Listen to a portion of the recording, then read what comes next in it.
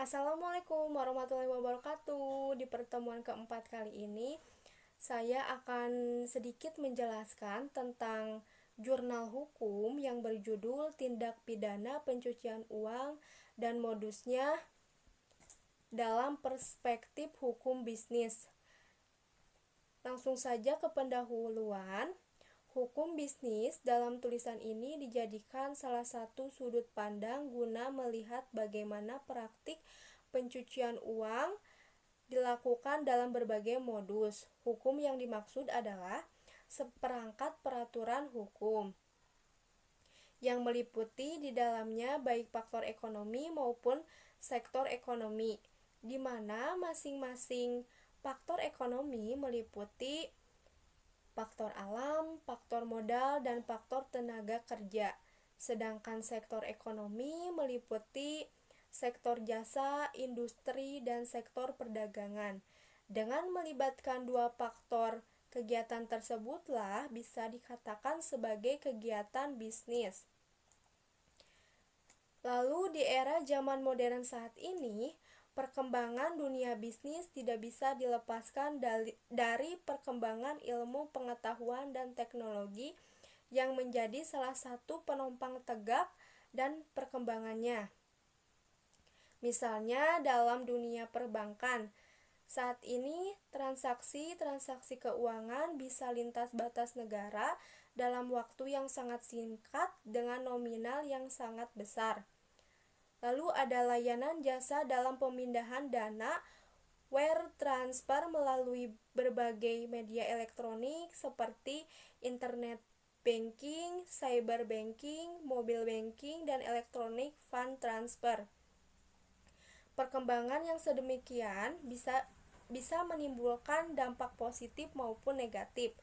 Dampak positifnya diantaranya memberikan kenyamanan dan kecepatan dalam setiap bertransaksi. Dampak negatifnya diantaranya menimbulkan pencucian uang. Lalu B. Pengertian tindak pidana pencucian uang, atau bisa disingkat juga TPPU atau money laundering, merupakan sebuah tindakan seseorang dalam berupaya menyamar atau menyembunyikan asal-usul uang yang diperolehnya dari hasil kejahatan dengan cara memasukkan uang tersebut ke dalam sebuah sistem bisnis yang sah. Kita ambil contoh kasus memanfaatkan struktur, direksi, dan aspek perpajakan perusahaan.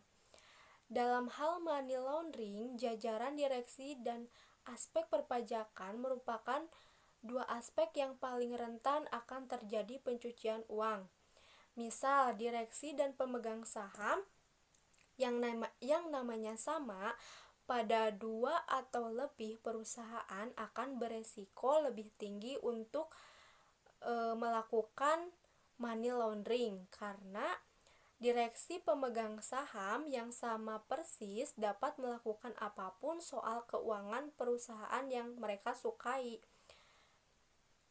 termasuk membeli saham perusahaan di perusahaan mereka sendiri, namun di negara lain dan lewat metode elektronik transfer fund untuk menyamarkan pencucian uang mereka. Ujung-ujungnya hal ini kaitan eratnya dengan penghindaran pajak, di mana negara tax haven selalu menjadi umpan.